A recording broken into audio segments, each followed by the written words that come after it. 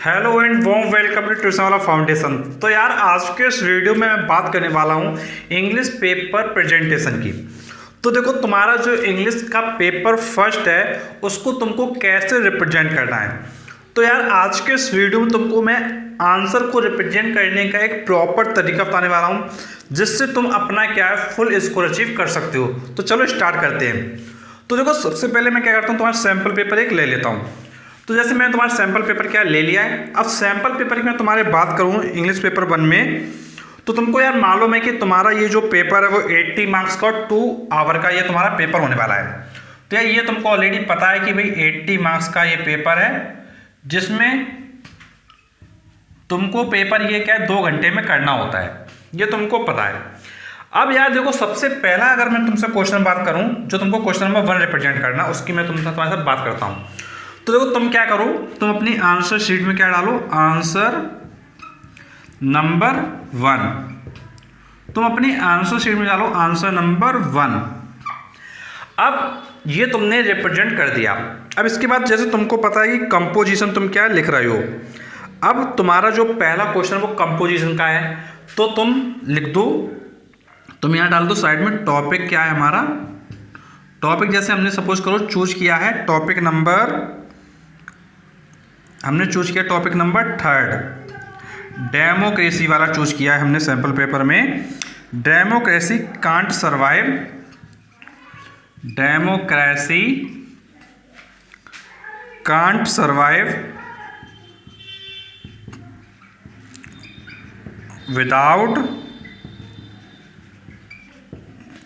Without education. ये यार तुम्हारा जैसे तुमने क्या टॉपिक को चूज कर लिया, ठीक है। अब देखो तुमको क्या करना है, जैसे तुमने ये टॉपिक जब चूज कर लिया तो ये तुमने लिख दिया। अब तुम यहाँ पे साइड में हेडिंग डालोगे इंट्रोडक्शन। क्या हेडिंग डालोगे, इंट्रोडक्शन। अब इंट्रोडक्शन डालने के बाद तुम यहाँ पर इंट्रोडक्शन को क्या है लिखना स्टार्ट करोगे और ये तुम्हारा इंट्रोडक्शन इस तरीके से चलता जाएगा। और ये एक चीज़ बस तुमको ये ध्यान रखना है कि जो इंट्रोडक्शन है वो शॉर्ट होना चाहिए। तुमको इंट्रोडक्शन को बहुत बड़ा नहीं करना है। और ये कंपोजिशन को कैसे रिप्रेजेंट करना था वो तुमको ऑलरेडी मैंने बताया भी था लास्ट वीडियो में। अब यार इंट्रोडक्शन जैसे ही खत्म होता है तो तुमको डालना है डिस्क्रिप्शन। तो तुमको डालना है डिस्क्रिप्शन। अब डिस्क्रिप्शन क्या है तुम्हारा, वो होता है बॉडी। अब देखो डिस्क्रिप्शन में तुम क्या कर सकते हो, जैसे सपोज करो तुमको ये टॉपिक दिया गया था डेमोक्रेसी कांट सर्वाइव। तो देखो डेमोक्रेसी की जो तुम्हारी हेडिंग्स होती हैं, जो तुम्हारी सब हेडिंग्स हैं, तो तुम सबसे पहले क्या करोगे, तुम पहले डेमोक्रेसी से रिलेटेड क्या है तुम यहाँ पर कुछ लिखोगे। यहाँ पे सबसे पहले तुम क्या करोगे, कुछ इसके बारे में क्या लिख दोगे। अब कुछ लिखने के बाद कुछ जैसे तुमने लिख दिया इसमें, ठीक है, तुम क्या करो एक पैरा लिख दो। पैरा लिखने के बाद तुम क्या करोगे, जब तुम इतना कर लेते हो तो तुम आ जाते हो इसके बाद सब हेडिंग्स पर। तो तुमको क्या करना है, तुमको अपनी तरफ से कंपोजिशन के लिए डिस्क्रिप्शन में सब हेडिंग्स बनाना है। तो जैसे बता सकते हो सब हेडिंग में role of democracy, role of democracy in India. फिर नेक्स्ट तुम हेडिंग बना सकते हो सब heading impact of democracy in India. तो यार इस तरीके से तुम क्या है अपनी कोशिश करो, जो भी तुम टॉपिक चूज कर रहे हो उसमें यार तुम 4 to 5 सब हेडिंग बना दो। अगर तुम जितनी ज़्यादा सब हेडिंग लिखोगे तो यार वहीं तुम्हारे जो मार्क्स होंगे ना वो तुम्हारे पॉजिटिव साइड में मिलना क्या स्टार्ट हो जाएंगे। तो कोशिश यही करना है कि तुम ज़्यादा से ज़्यादा अपने जो पॉइंट्स हैं उनको बना लो। तो ये तुम्हारी क्या है सब हेडिंग हो गई। अब तुमको क्या करना है, तुमको अपनी फर्स्ट सब हेडिंग डालना है role of democracy in India, arrow लगाना है, इसके बारे में तुमको क्या लिखना है। फिर सेकंड सब हेडिंग तुम्हारी होगी impact of democracy in India, इसके बारे में तुमको लिखना है। इस तरीके से थर्ड हेडिंग बना लो, फोर्थ बना लो एंड फिफ्थ बना लो। और यार कम से कम तुम क्या 5 हेडिंग बना के उसको क्या लिख दो। अब लास्ट में जब तुम्हारा आएगा तो लास्ट में तुम क्या है, कंक्लूजन लिख दो। लास्ट में तुम क्या है, कंक्लूजन लिख दो। अब देखो कई बच्चे होते हैं जो यार अपने वर्ड लिमिट्स को पूरा ही नहीं कर पाते हैं। ऐसे कई बच्चे होते हैं उनके माइंड में थॉट्स नहीं आते हैं। तो यार जो तुम्हारी ये जो वर्ड लिमिट है ना 300 से 350 वर्ड्स, अगर तुम एक ऐसे बच्चे जो ये वर्ड लिमिट को क्रॉस ही नहीं कर पा रहा है, तो उसको एक चीज़ ये ध्यान रखनी चाहिए कि जो सब हेडिंग होती है उसमें तुमको एक क्या है, लिखने का और मौका मिल जाता है। तो ये जितनी तुमको मैं सब हेडिंग बता रहा हूँ, इससे तुम क्या है, चीज़ों को और अच्छे तरीके से लिख पाओगे। तुम्हारे पास एक तरीके से ये क्या है, एक सेपरेट टॉपिक टाइप का हो जाता है।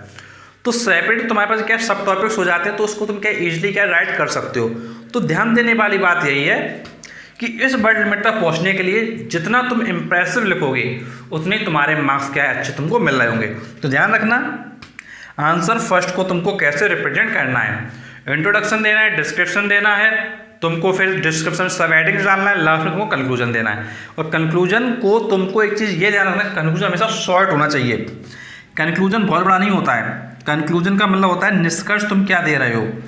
तो यार ये हमेशा तुम्हारे क्या शॉर्ट फॉर्म में रहेगा। तो ये तुम्हारा आंसर नंबर 1 तक की जो बात है वो तुम्हारी हो गई है। अब यार इसका हम बात करेंगे आंसर नंबर 2 की। तो चलो थोड़ा पहले इसको मैनेज कर देते हैं, उसके बाद तुम्हारे आंसर नंबर 2 पर आते हैं। तो बेटा बस इतना तुम ध्यान रखना, जितना अच्छा रिप्रेजेंटेशन होगा तुम्हारे आंसर शीट का उतने ही अच्छे तुम्हारे क्या है मार्क्स होंगे, और जितना बेकार रिप्रेजेंटेशन होगा उतने ही तुम्हारे जो मार्क्स हैं वो कम होंगे।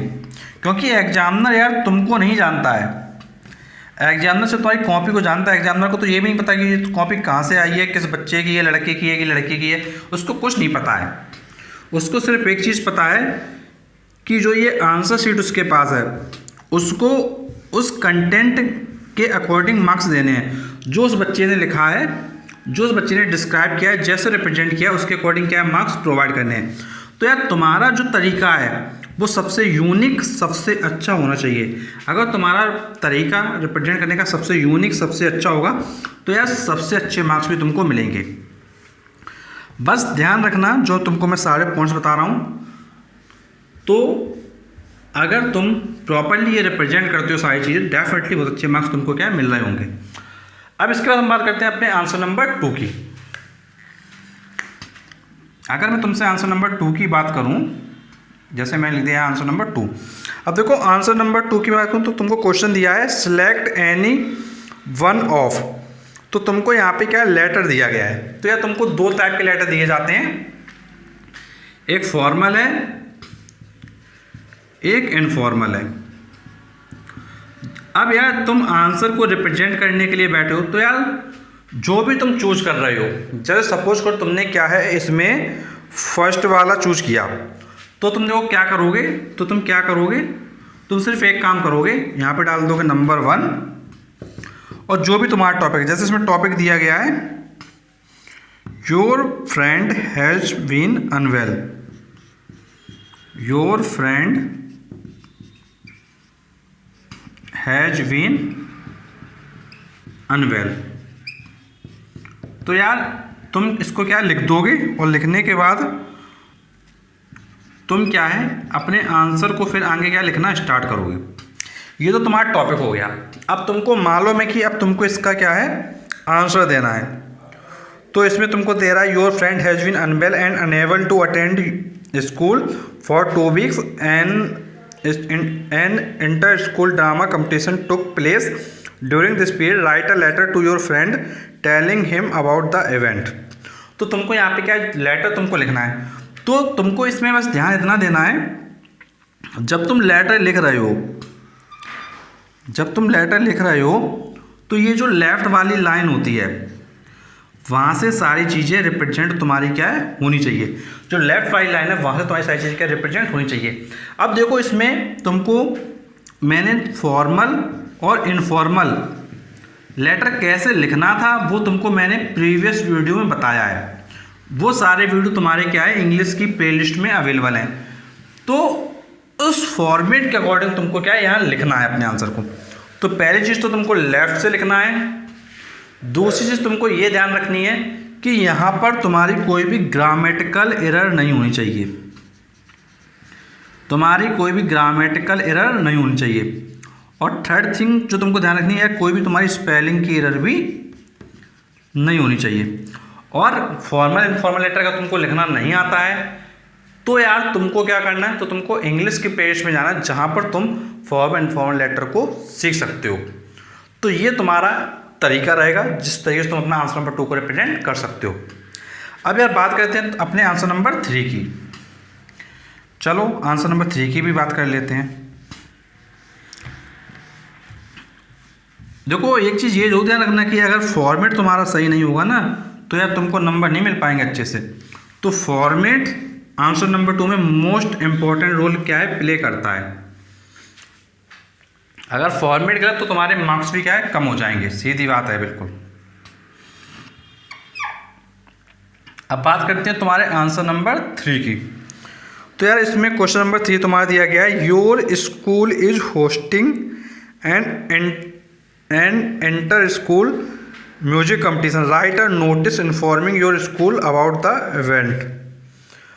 फिर नेक्स्ट तुमको दिया गया, write an email to the principal of a neighbouring school informing him her of the event and requesting him her to send a team. तो यार यहाँ पर क्या है, तुम्हारा एक लेटर राइटिंग है, इसमें तुमको 2 चीज़ें दी गई हैं। एक तुमको लेटर राइटिंग का क्वेश्चन दिया गया है, तुमको एक क्वेश्चन दिया गया है लेटर राइटिंग का, और दूसरा तुमको दिया गया है ईमेल राइटिंग का। अब देखो इसका जब तुम आंसर दे रहे हो, तो देखो नोटिस तुम लिख रहे हो, तो नोटिस में पहली चीज़ तो यही है कि यार तुमको नोटिस हमेशा बॉक्स में लिखना है। तुमको नोटिस हमेशा कहाँ लिखना है, बॉक्स में लिखना है। दूसरी चीज़ ये है कि ये जितने भी यहाँ पे तुम ये शब्द लिखते हो, जो भी तुम वर्ड लिखते हो, वो हमेशा क्या है, लेफ्ट से होने चाहिए। तो सारे के सारे वर्ड्स तुम्हारे क्या है, लेफ्ट से होने चाहिए, बॉक्स के अंदर होने चाहिए। और जो तुम्हारे स्पेशल एनोटेशन आते हैं वो तुम्हारे होने चाहिए। और जो तुम्हारा ये जो फॉर्मेट है, फॉर्मेट बिल्कुल सही होना चाहिए। तो यार तुमको मैंने लेटर राइटिंग का फॉर्मेट ऑलरेडी बताया है, जो कि तुमको इंग्लिश प्लेलिस्ट में मिल जाएगा। तो अगर तुमको ये फॉर्मेट वगैरह नहीं पता है कैसे क्या होता है, तो तुम इंग्लिश की प्लेलिस्ट में जाकर फॉर्मेट को क्लियरली देख सकते हो। ध्यान रखिएगा जब आंसर नंबर 3 लिख रहे हैं तो ये बॉक्स में लिखना है। और एक चीज़ और ध्यान रखना कि जब तुम ये आंसर लिख रहे हो तो ये सिंगल पेज पर आना चाहिए। ये आंसर तुम्हारा क्या समझिए, सिंगल पेज पर आना चाहिए। सिंगल पेज का मतलब है, सिंगल पेज का देखो क्या मतलब वो समझो।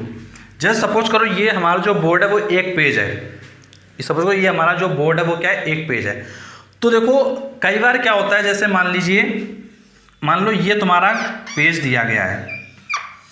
अब ये तुम्हारा पेज है, तो देखो कई बार क्या होता है कि हमने कोई आंसर किया और आंसर करने के बाद हमारा इतना पेज भर गया। अब हमारे पास क्या है, इतना पेज रिमेनिंग बचा हुआ है, ये पेज हमारे के पास क्या बचा हुआ है। अगर ये पेज हमारे पास बचा हुआ तो यार हमको मालूम है कि हमारा नोटिस राइटिंग इतने में नहीं आ पाएगा।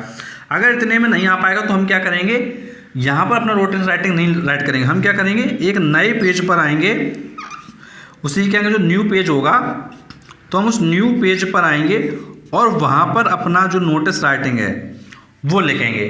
तो एक नए पेज का मतलब ये है, तो 1 पेज पर, सिंगल पेज पर तुमको अपना जो नोटिस राइटिंग है उसको लिखना है। तो ये तुम्हारा नोटिस राइटिंग का तुम समझ गए हो। अब हम बात करेंगे अपने आंसर नंबर 4 की। तो थोड़ा इसको फिर से हम लोग रेज कर लेते हैं, फिर अपने आंसर नंबर 4 पर आते हैं।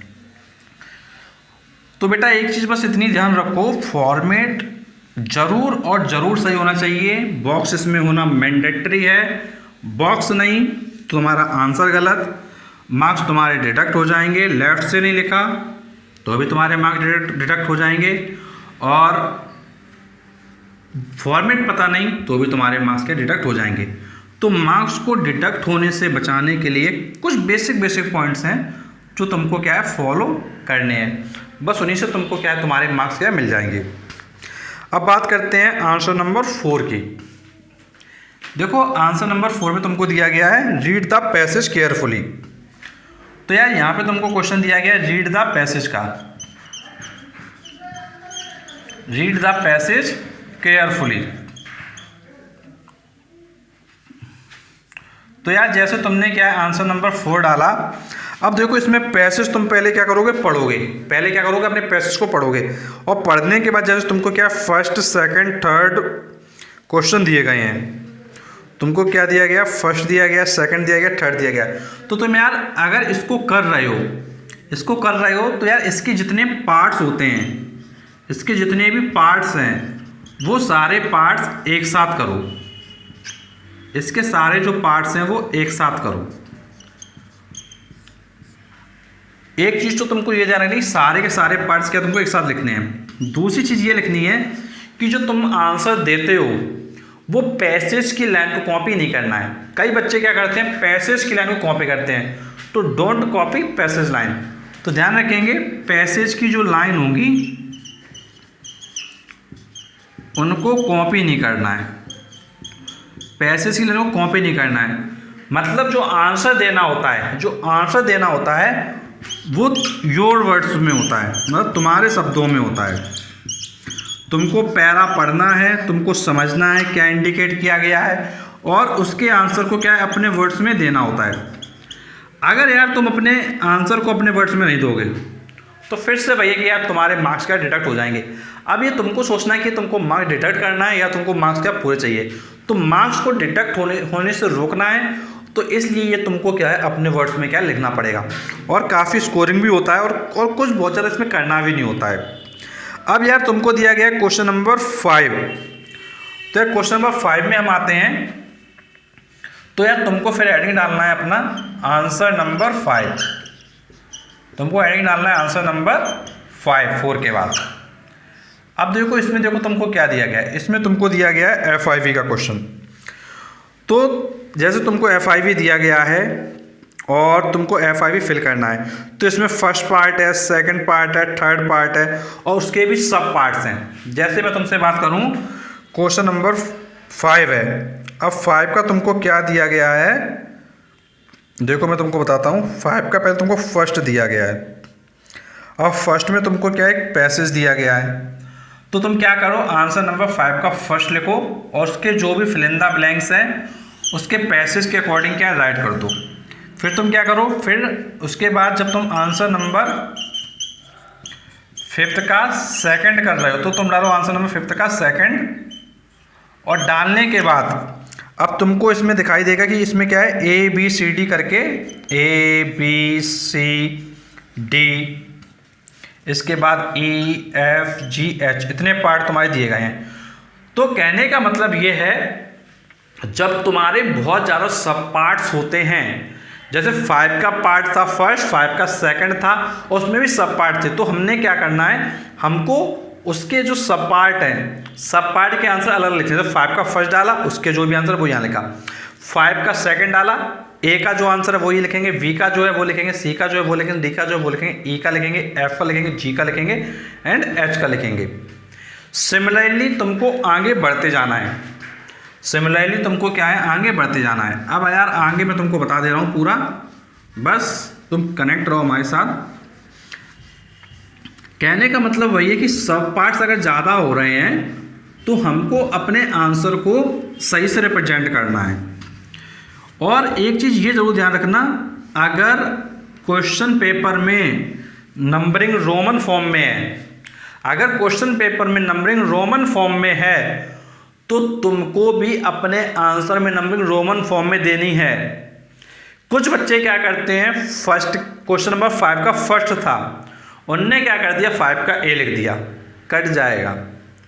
जब एग्जामिनर यही नहीं समझ पाएगा कि तुम रिप्रेजेंट क्या कर रहे हो तो मार्क्स किस बात का देगा तुमको फिर। तो रिप्रेजेंट का तरीका तुमको ध्यान रखना है। अगर तुमको आंसर नंबर 5 का सेकंड था उसमें ABCD सब पार्ट लिखे तो तुमको ABCD ही लिखना है, तुमको फर्स्ट सेकंड थर्ड फोर्थ अभी तब से नहीं लिखना, ये चीज़ ध्यान रखना अच्छे से। अब इसके बाद तुम्हारा 5 का थर्ड, तो इसी तरीके से तुमको लिखना है आंसर नंबर 5 का थर्ड। इसको लिखने के बाद तुम्हारे देखो इसमें कितने पार्ट दिए गए हैं, 5 का थर्ड अगर मैं तुमसे बात करता हूँ तो यार इसमें तुमको फिर से 4 पार्ट दिए गए हैं। इसमें तुमको दिए गए हैं फर्स्ट, सेकंड, थर्ड, फोर्थ। इसमें नंबरिंग ऐसे दिया है फर्स्ट, सेकंड, थर्ड, फोर्थ, तो तुमको यही नंबरिंग फॉलो करनी है, ये ध्यान रखना है। अब 5 के थर्ड में 1 2 3 करके नंबरिंग दी तो तुमको यही नंबरिंग फॉलो करनी है। फिर जब तुम आओगे 5 के फोर्थ में, 5 के फोर्थ में आ जाता हूँ मैं, आंसर नंबर 5th का फोर्थ। तो इसमें तुम्हारी मैं नंबरिंग देखूँ, तुमको दिया गया 1 2 3 4 5 करके ये 8 तक दिया गया है। First, second, third, fourth, fifth, 6, 7, 8। तो यार तुमको यहाँ पे नंबरिंग क्या है, ऐसे ही करनी है। अब देखो, तुमने ये देखा जब तुमने अलग अलग टाइप से नंबरिंग करी थी, जब तुमने अलग अलग टाइप से नंबरिंग करी है जिस तरीके से पेपर में दिया गया है, तो तुम्हारे आंसर क्या है, क्लियरली मेंशन होंगे और एग्जामिनर भी समझ पाएगा।